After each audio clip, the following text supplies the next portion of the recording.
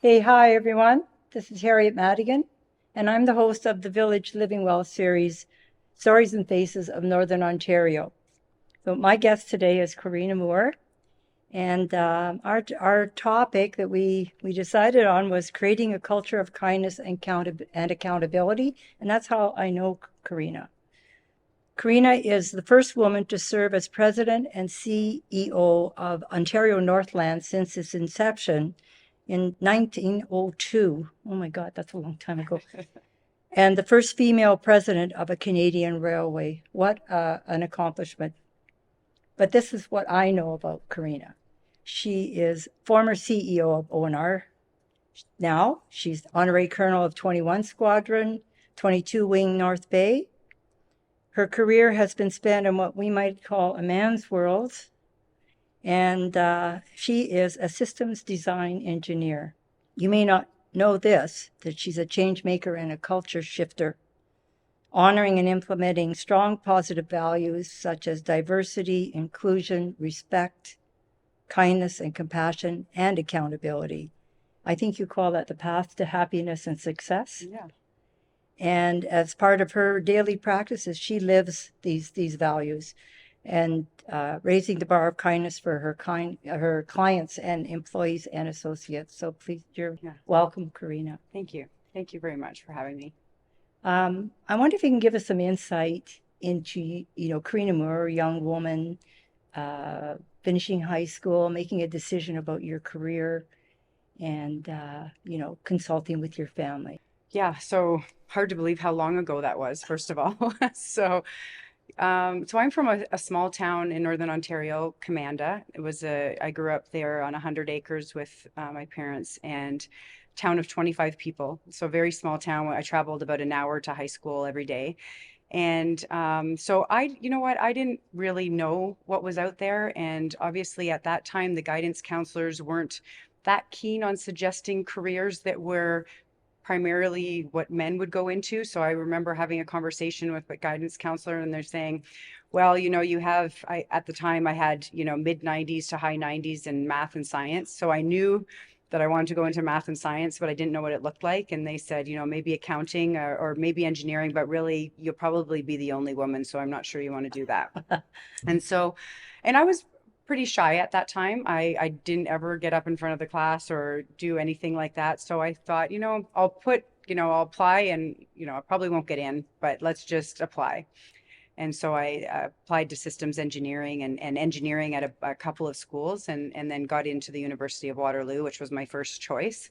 Uh, and here we are. Yeah. So I asked you this question Hmm. before, but what is a systems engineer? What Hmm. do you do? What is it? So it's kind of a mixture, and I think one of the reasons I went into it is I wasn't sure what discipline I wanted to be an engineer for. So systems engineering is kind of a cross section of mechanical, electrical, and computer software engineering, and it looks at the big picture and it sees how connections are made and how technology and innovation can come from looking at the system as a whole to make things better. And so I was intrigued by one, not having to decide which discipline to go in and having that broad view of how people and systems, transportation systems interact with each other and how we can make them better. Yeah, it sounds like people and technology and data and how they all can converge and make something good.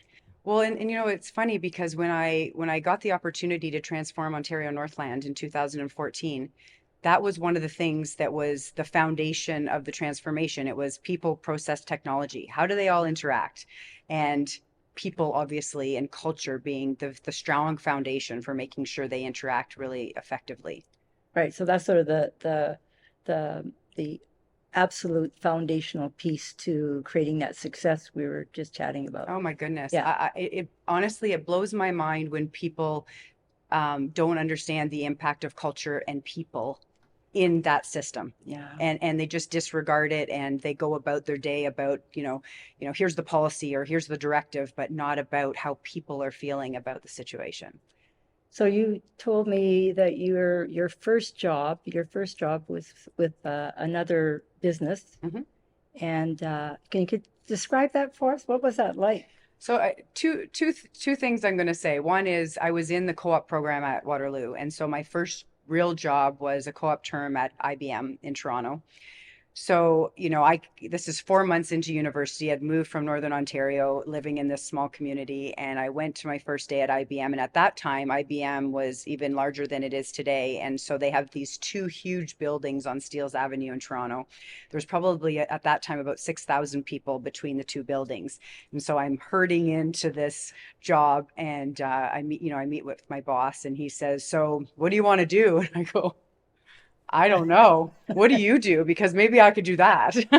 It was just they left me. I had an office, I had a phone, I had a computer. I remember calling my mom and saying, "You'll never believe what is happening today. I'm in this office." And, growing up in command, I was an only child.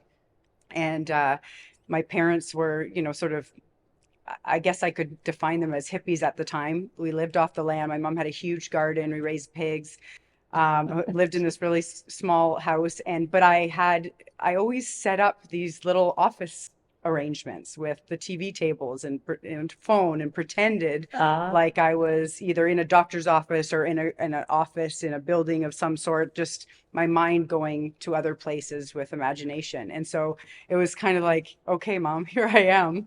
And it was so far from, I think, what she saw that I would do, because this was so foreign to her as well. So that was my first sort of walk into a huge corporate structure. And then when I graduated, I worked for an engineering company, and we did process automation. So the cards that we developed ran the automation for a line like at Ford, where they do the robotics. And so that was interesting as well, because, I was an engineer. I went into the shop floor to help people set up these cards and to sell cards. I was a product manager, and it was always all men, all all men. men Yeah. all the time. And that just became what it was. And it was fine. I had such an amazing boss, my first boss, that I didn't even really recognize the hurdles that were around me, because he had so much confidence in me. And supported you, whether you're a woman or a man, it Oh doesn't my matter. goodness. You're an engineer. Oh my gosh. I look back, and I've actually reached out to him later in my career to thank him, to say, I didn't even know what I could do. And the only reason I did what I did was because you set a path for me and said, go and do it. And I just went and did it. And the things that he put on my plate, I mean, I went to Europe and helped set up an office there. I did presentations in 26 communities across the US for a product launch that we had. And I remember him coming in my office and saying, "This is what we're going to do, and you're going to do it." And I said, with who?" And he said, "No, by yourself. You're going to go to these places, all the capital cities in the US, and with our distribution partners, and you're going to present in front of whatever number of engineers." One of them was in San Francisco. It was about 400 engineers, 95% men. And I remember walking up onto that stage and not recognizing the confidence that he had had in me to put me in that situation. Right. And it sounds like, that this has been your calling, to enter a male-dominated profession Yeah. and maybe pave the way for women and what they can bring to the whole scenario. Yeah, and hopefully maybe along the way change some minds of how men see women. Because I remember a couple of times, one time in particular, I was about to go on and present, and one of the other presenters came up to me and asked me to go and get him coffee, because he thought that I was, someone helping out with the conference. So I did. I went and got him coffee, gave it to him, and then proceeded to go up and do my presentation.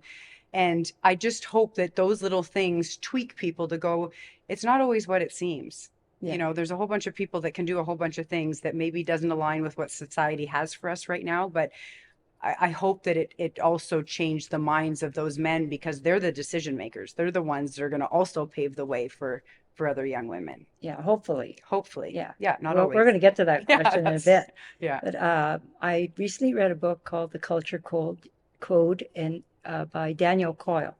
And he talks about the 20th century as a century of efficiency Hmm. at all costs. Hmm. So, throw away waste, etc. The I society.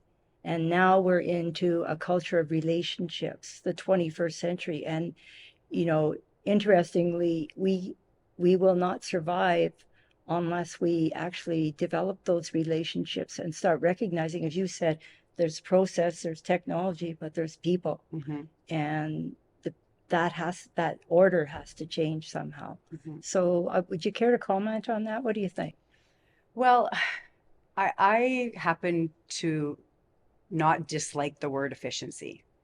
I use it often because for me it means that it's the right way of doing something. It's the right process. The process has been optimized and we've all looked at it and we've taken out wasteful activity. And for me, there's nothing wrong with that. In fact, we should all look at life like that, how we do Yeah. things in our home and how we do things in business. And I actually talked about that a lot with employees, is that if we're efficient, it doesn't mean that we're going to lay off. It means that we're going to be a very vibrant organization and we're going to hire more. And efficiency means, in my mind, people interacting and caring for one another and making sure that when they do something, they understand the impact to someone else.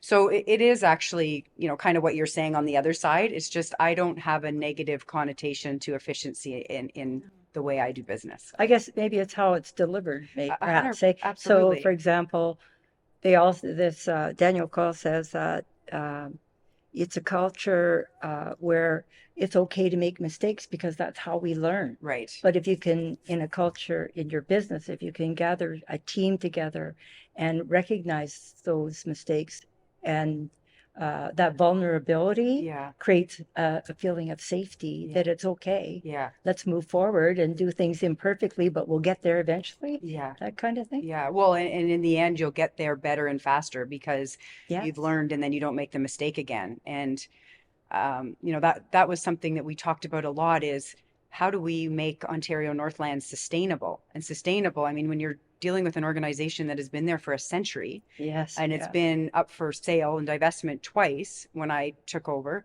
my feeling was we need to make sure that we inspire employees to do the best that they can do. And in doing that, we're going to be sustainable because in the end, it's going to contain costs. It's going to make our interactions with customers better. It's going to make us service the public better, be better for taxpayers.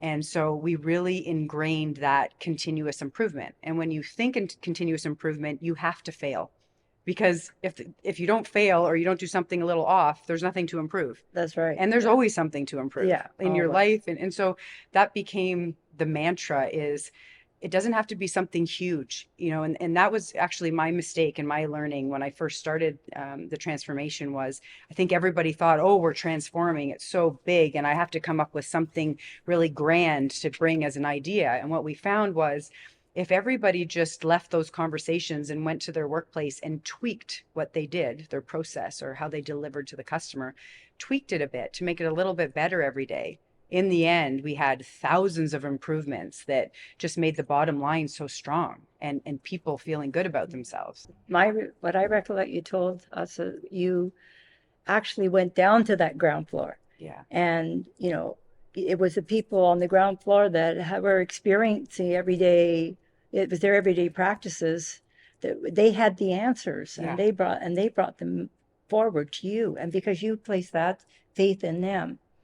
I know when we were doing a tour, it was just amazing how when we said, well, Corina, this and that, and they would say, oh yes, they felt like we are a part of the change. Yeah. And that's really, really important.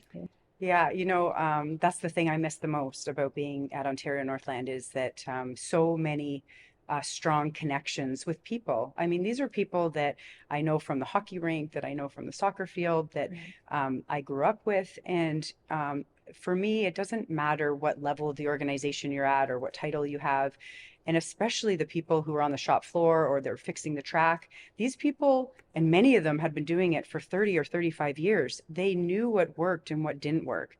That's right. And so we did engagement sessions every year, and they would be about 25 to 30 employees at a time. And we just make our way around the territory and meet with people and talk about, here's what we've done, here's the impact. And we'd highlight a number of things that employees have done because of the suggestions that came about. I mean, we had so many big goals that I set. I remember setting them out and going, okay, we want to expand motor coach services like we've never expanded in our history. We want to bring in clients from CN and CP, the big railways, and do their work in our shops. And we put out all these, we want to move to Ministry of Transportation, and not because Northern Development wasn't good, but they didn't have a sense of what infrastructure costed. So we needed to be in a different ministry. And so we put out all these bold goals. And I remember going, wow, like, can we do this? And But you didn't do that without the support of oh, these everybody they in your they knew the internally. suggestions we needed. They Yeah, knew how to tweak the services. They knew the things that they had done in the past that maybe were overlooked because nobody was listening. And I owe so much to all those people, and so many of them have reached out and are still personal connections to me because wonderful. I am so grateful for what they did, and just seeing how much can come out of it when there's people around the table that give all their ideas, especially when there's men and women and people of different ages. Such magical things can happen. The Right. ideas are Yeah. unbelievable. And Yeah. that's that sense of purpose. Like everybody's part of the, what is it? The sum, something, I can't remember the expression, but the sum, Yeah. you're more than just the sum of all the parts. Yeah. It's bigger than that. It's Hmm. going beyond. Yeah. And just recognizing everyone has a gift, Yeah. you know. Yeah, and they do. There's a remarkable talent in our operations at Ontario Northland. Remarkable. Yeah. And people over, I think they pass by and they go, oh, a little agency in Northern Ontario. Well, no, we might be small, but we are bold and we are gritty. And that's what people used to come up and say, wow, these people Yeah. work hard and they're having fun. And I thought that's what you want when you go to work. Yeah. And it is just, did you know all of your employees by first name? I'm just curious. So not all of them, and it was really difficult after COVID because people would be hired and I wouldn't be able to see their faces for the Right. longest Yeah. time. But I did try to learn most people's names, just because we had an interaction that was meaningful. So it wasn't just me in my office memorizing an org chart. It was me Yeah. out there hearing about them and hearing about their families. And I mean, we hired fifth generation employees when I was there. So we're talking to people who are sitting at a Christmas dinner table talking about something that to their grandpa who did it 50 or 60 years before. And so that's when it gets really interesting when you're changing process and you're implementing technology, because it's not, you have to sort of balance the rich history that we had, but the Yes. need for change and improvement. And it doesn't mean that that process was wrong or bad, but now it doesn't work like that anymore. You need to have technology, you need to automate. And if we do all those things, we will grow. We won't shrink, we'll grow. And that was a learning experience for me as well, because I wanted to change, but I realized that people were, their heart was stuck on the old process. Their grandfather had done it. Their Right. grandfather was Yeah. giving them insight into their job. And so they were, balancing how much change they wanted to make to something that was ingrained in their family. It was like the And next level. speaking of change, what did you bring in? You said, well, we need women in here, right? And just give us some insight into what that looked like. Well, it wasn't anything more than saying, I believe that when you have a round table and you have people that come from different backgrounds and different decades and different perspectives, that you have this really, really strong plan that you can implement, and you'll implement it better because the people around the table will give you, different risks that you haven't thought about. It's unbelievable when you have women, but any Yeah. minority group that comes to the table brings real value to the I think you conversation. called that disrupting the status quo. Yeah, we You actually know, had a term where we said we want to respectfully but relentlessly change love us. it. Like, we get it. You want to be respectful at all times, but you need to be relentless about this, because there are so many things that we've been doing the same way in our little box for so long, and we can't do it like that anymore, or we will die. Our competition will Exactly. take over. That Yeah. it's just that simple. Yeah. And wow, some of the ideas. And I think, having more women in the executive just shows young women that there's a path for them. It's hard as a young woman to think, okay, I'm going to join this organization, but my goal is to be here, but then you don't see yourself up there, right? Right. And so we did really well. I mean, I think the industry average is about 11% women in rail and transportation, and when I left, it was 23% at Wow. Ontario Northland. And I'm proud of that, but at the same time, I go, wow, that's 2 in 10. Okay. And Right. I go, wow, Yeah. why am I proud of that? That's 2 in 10. It has to change. Yeah. But the way it'll change, we had a job fair. There was probably 500 people lined up outside the shop, and a couple of women came up to me and said, are you really going to hire us? Like, is this for real, or are we standing in line for nothing? And so just to have those conversations to say, we need young women and any aged women in skilled trades in this shop. And we need them out on the track, and we need them driving trains, because you can do it. And then you'll make the organization better. And it did. And we didn't have enough, and we need to do more in that area. But the young women that were in there, they just added such a vibrancy. Yeah. It's not anything bad towards men. It's just the combination of both that Yeah. makes it great. And the bottom line is we're all human beings. Yeah, We have gifts we can yeah, bring. We just yeah. happen to be male or female Right, or whatever, right. And So honestly, it's not a bad thing to say that women are they're caregivers, they're yes. relationship Yeah. builders, they're connectors. Yeah. And they're very usually more detail oriented. So when you're looking at process, you can dig in a different way and say, what Yeah. about this that we didn't think of before? Sure. Yeah. So it's more of a compliment It and really bringing is. a whole It new dimension it to really the is. workplace, right? Yeah, That's yeah, wonderful. I know you once said studies after studies have shown that when women are around the table, job satisfaction goes up. yeah. In every study. Yeah. I do all these talks about diversity and inclusion, and one of them is just about that. I mean, are you kidding me? We have 50% of the population who's women, and we're all trying to fight this war on talent, and we can't find people. So we need to create an environment in our workplaces that's inclusive, that where we hear those different sides of the story, and we hear those different perspectives from women. I'm curious to know, were your board of directors, were there more women? Like, I saw a picture of men in black suits and one woman. I thought that's probably the secretary. I don't know. And I wondered, were there more? Did you bring on more We did, women and we directors? tried to. I mean, I'll be honest, it was a point of contention for me at Hmm. various points in my time as CEO, when that diversity on the board wasn't there, and I thought it should be. And of course, anybody who knows me knows that I don't usually hold back how I feel about certain things like Yeah. that, which is sometimes can get me in hot water. But one of the things I was really passionate about is, how do we not have 50% women on this board? It's ridiculous. We need to show this province and this country that Hmm. this transportation agency values diverse thinking, and it Yes. starts here Yeah. because this is the top. And so we worked really hard to push that, and to make sure that, because we didn't have a lot of say personally, of the board members. We could just Okay. suggest, and All then it right. was up So, to the province to appoint. okay. That's really interesting. I think you should repeat that. It's up to the province to make that decision. Yes. So the province, for any crown agency, the province will make an official appointment of someone. Okay. So as someone in my role, I can suggest, and I can Okay. provide ideas and provide people that I think would be great for the board. But at the end of the day, it's not my decision. So Wow. all I could do is continue to push how important it was for so many reasons, and not just for politically checking a box, but for really pushing forward diversity. So, do you think that the culture is changing? Do you think how far along are we? I wish we were further. Okay. I think that we've made good strides.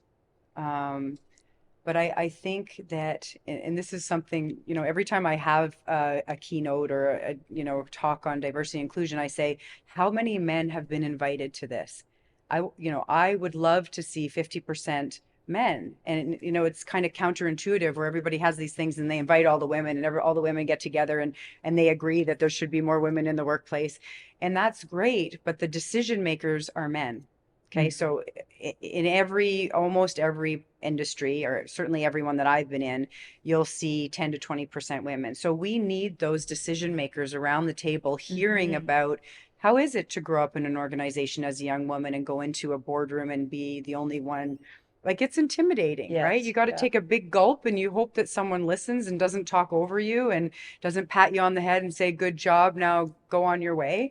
And so we have come some way, but we have a long way to go. And we need men to step up and we need them to call out microaggressions.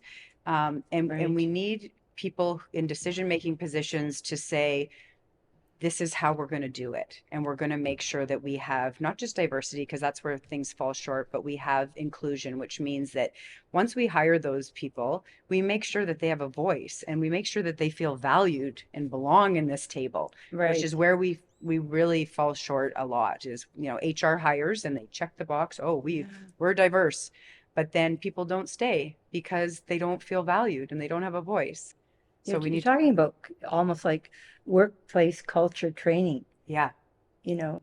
Did you have something like that? So I talked personally, and so did a lot of the senior team about what it means to be in an inclusive culture. But I think it's just about having the leaders walk the walk. Exactly. Just go Yeah. and do it and show and make sure you call on that young person in the room that may not feel like they have the confidence to talk, Yeah. and be cognizant of what's going around you and speak out when you see that someone's not being treated properly. That's what the expectation is. Right. And recognize that when, like building the confidence in those employees, because, I've often said that if you tell somebody they're not worthy long enough, they begin to believe it after a while. You have to start all over again and Right. build that confidence and, and recognize their accountability, how they bring those values into the workplace. Right. Right. Yeah. And think about it when those young women especially come into the workplace, they aren't starting with a bar of confidence. No, They that's just right. really aren't, right? Yeah. So, when I'm talking to young people, I'm saying, get yourself an ally. It's different than a mentor. An ally is someone that talks on your behalf when you aren't, whether you're in the room or not. And both are important because when you're out of the room and someone doesn't understand your value or doesn't think you want that promotion because you didn't yell and scream about it like others might have, they have your back. And they also have your back when you're in a meeting and you say something and you're talked over, or, many times I've been in a situation where I'm leading the negotiations or I'm leading the presentation, and then the question comes to my male colleague beside me. And so when I was young, I didn't have the confidence to say, well, wait a second, I'm the I'm one who's here. talking on the topic. Can I Yeah. answer the question? So I just, sit back. And we have a duty to say, oh, no, he doesn't need to answer, she can answer the question. Yeah. And so just pushing that with everybody to, I don't think people mean harm for the most No, part. no. There are obviously some people out there that don't want That's women. usually part of their habit. A hundred It's a percent habit. with men and Yeah. women. Yeah. And they don't recognize that these microaggressions are just little things that we've all been doing for our whole careers, including myself, Hmm. that we need to, wait a second, that's not right. We need to change the way that just went. Yeah. Yeah. Well, now I know where the words respectful and relentless are, why they're in that your vocabulary. And kudos to you for bringing that to the table. Um, so I wanted to ask you, I'll get these here.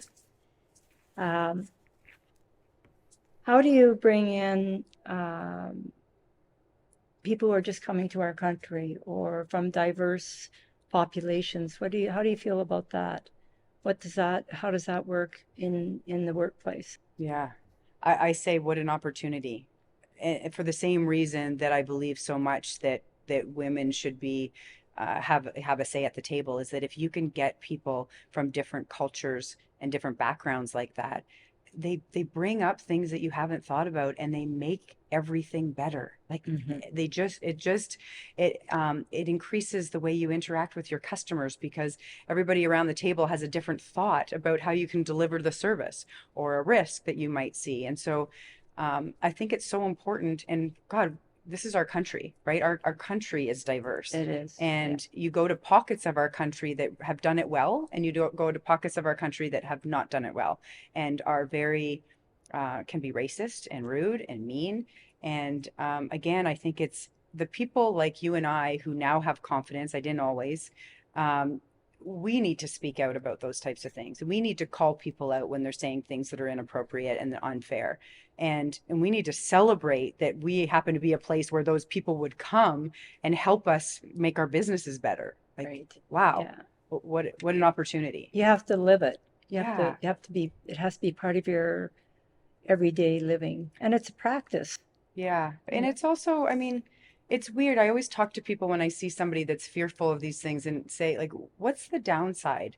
What is it that's in you that's being fearful of this? Because it's not like we're in a situation where we have so many jobs that people are coming over and taking all the jobs. We can't find people to do every level of every job in this country. mm, Everybody is fighting for labor at whatever level. And so we have room for everybody. And the more diverse that we have around that table, the better our businesses will be, the better our communities will be, and the better our country will be. right. It's, And you want to keep your employees, right? yeah, and you Yeah. so care for them. And I had lots of people when I first started as CEO. I know I was in the shop one day and someone said, "Oh, now we have a woman CEO. We're gonna have to hug, and it's gonna be all emotional." And I thought, oh, well, thank you for saying that, because I'm sure there's a lot of people in the room that are thinking that, because it was all 35-year employees, men. And I said, so there's nothing wrong with a hug. First of all, there's nothing wrong with emotion. We are going to care for one another because usually we spend more time at work than we do at home. But that does not mean that we're not going to be accountable. We are going to have structure and we are going to be accountable to the things that we said we're going to do. And if you go outside that, we're going to talk and we're going to figure out, did you make the mistake because we didn't train you well enough? Did you make the mistake because you had an issue at home that's coming into the workplace that we need to help you with? Mm, Or did you make the mistake because you weren't paying attention and it's on you and you need to do better? And we're going to mm, have all those conversations because it's not going to be lackadaisical because we care for one another. We're yeah, still going to deliver, and we're exactly. going to deliver better than we ever delivered before, let me tell you, because I don't lose and Yeah. we're not going to lose here. We're going to win. No. But we're going to care for one another. We're going to have fun while we're winning. But we can't slack. I'm not a slacker, and you're not going to be a slacker here. Yeah. And you're talking about circular leadership. Everybody has a voice. Yeah. And, they talk about circular economy. But now it's the circular economy is environment, people make money. Mm-hmm. But the economy part is really the last because we can't live without the environment. We can't live without people either. Right. Right. So it's a whole different way of looking at things. It is. The technology and data, to me, it seems like it's the tools you need for success, Mm-hmm. along with all the values. Mm-hmm. So values-based leadership is hugely important. Yeah, absolutely. Okay, is command and control culture really over? I mean, it's getting better. You're saying it's getting better. Mm-hmm. But what do you think? Yeah, not over. It's not Not over. over. And honestly, I'm not sure that it's a man or woman thing. Like I've seen men and women gravitate to a command and control type leadership style. Some It's true. people feel comfortable in that role. And um, I happen to think that when we have a culture of communication, accountability, and caring, we get way more out of what we're all doing. This whole notion of, do as I say and not as I do is just ludicrous to me. Like it's like, who do you think you are? You think because you have this title that you can tell people what to do, but then be too above doing it? It's ridiculous to me. So Yeah. I think we have a ways to go because, it's interesting. When people grow up in that environment and they get to the top, they go, well, I had to go through that. So now it's my turn to tell people what to do. I go, Oh, oh, okay. So that's not how we're going to do things under my leadership because, um, again, it's like you said, there's a social network within your company. It doesn't matter what their title is. There are leaders at all levels of the organization that can help you lead in whatever you're doing in the smallest parts of your organization. They're leaders and wow, empower them. empower them to do great things with their group of people, and great things will happen, instead of this command and control where everybody has to come running back to one person for the answer and for direction. Yeah.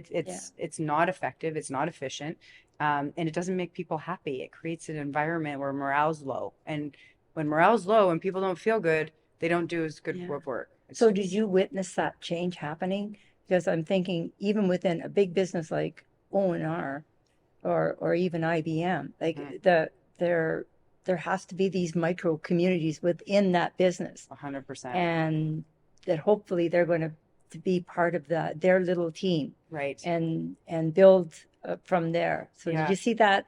Yeah, we saw that. So one of the slides that I like to put up during my presentations, and lots of people have seen it, where you see this sort of spectrum of where people sit, and you have people that are positive and they're moving forward and they want to innovate, and then on the other end of the spectrum you have people that are negative all the time and want to like hope things fail, and then you have 60% of your employee base that are in the middle, and they're waiting to see where the power lies, right? Okay. Yeah. And where who they should align with. And so we talked about that a lot in that regard, which is, where do you want to sit on here? What's your legacy? You know, we're talking to lots of people Hmm. who had been there for 30 or 35 years and were leaving, and their children or grandchildren were going to work there. What's the legacy that you want to leave? I mean, you can be help us with the destiny of Ontario Northland by Wow. doing your part Yeah. in whatever capacity you are. And you're the one that can actually nudge your coworker and go, wait, come on, let's not do it that way. Let's Yeah. do it this way. Let's not be grumpy every day you come in. Let's not always think that, oh, great, it's going to fail, or see, I told you so, or any of those things. Let's not do that anymore. And I call out people to say, who's going to be that leader that's going to help us do that and nudge your fellow coworker, and who's going to stand up and shout from the rooftops that we're doing awesome things at Ontario Northland now. Yeah. Because as you know, in this community, there's been really negative narratives about the organization. And Right. it's always more fun for people to talk about the juicy negative stuff, Right. right? And so we talked a lot about the impact of talking about your family like that. Let's talk positively. Let's make the narrative positive so that everything about this is positive. And it has a real impact on the bottom line. Yeah. It really And does. and it just it's either your fear-based leadership or leadership that recognizes the human in the human being. Yeah. That's And what why I look wouldn't at. you? I It's don't know. so, yeah. I don't know. Yeah, I know. What advice would you give your I know you have a family. How Hmm. advice would you give your sons and daughter? Well, I think, for my daughter, so I have three children. My daughter's the oldest, and it's always so interesting to see the dynamics between them and the confidence levels. And I think I've told you this before, my daughter will never walk out of a test and say she did well. It's Yeah. always, oh, I'm afraid to say maybe I did okay, maybe I failed, and come out with a 90. And my son, sort of on the other hand, very smart kids, very smart, and probably 90s, but not necessarily 100. And he'll go, well, I got 100 on that one. It's just Yeah, the difference in the different. confidence. And so Oh, just talking to them about the impact of that going into a job. You're going in there, and the hiring person is seeing both of those, and yeah. so they pick the one that has the confidence.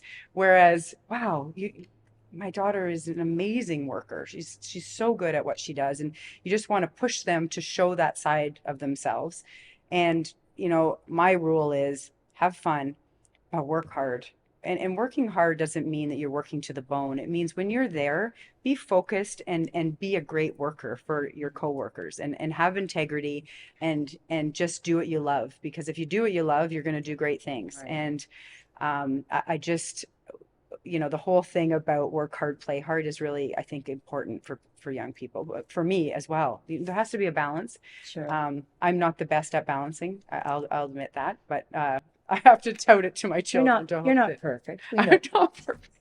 I'm continually improving. I have a long way to Isn't that go. great? Yeah, it That's the is. way I look at it too. Absolutely. Yeah. I do want to say that it's been an absolute pleasure to have you here at this is actually our second webinar. And there's so many things that you've said that are inspiring. I love the words respect and relentless, because I have actually been called relentless many, many times. I know you have. That's why you make change happen. That's And why I, you have I the actually impact you changed have. that word for myself and said that means tenacious, that you Yeah, never give up. yeah. And I recognize that in you. And you said one of the advice you give young people is to have your own personal elevator speech. Yeah. And do Work a you lot have with. one? I do, absolutely, I do. And Okay. I talk a lot about that whenever I'm meeting with anybody is gosh, if you're in it, you always have to be ready with what am I doing? What do I want to do? And why can I do it? And it 60 to 90 seconds and just and practice it. And that's why having a mentor or an ally or someone is to be able to voice that so that you can have the confidence to say it when someone asks you. Oh, I totally agree with you. Yeah. I'm working on mine It's hard. still. It's hard. It Oh, well, and changes it as you get evolves. older, you I know. Yes, it does. Yes, it I does. Yes, I often say I'm Harriet Madigan. I'm a seed planter. I plant seeds You of do curiosity, everything. compassion, Awesome. kindness, Awesome. and communion. Awesome. Yeah. I just made that up, by the way. That's Okay. nice. What I would like to say, one of your messages is to inspire all young women, especially young women, I Hmm. think, to be fierce, strong, and confident, Yeah. and lead by example at any age. So I want to say Thank you. great, big, huge thank you to No, you my for being pleasure. my guest today. Thank you.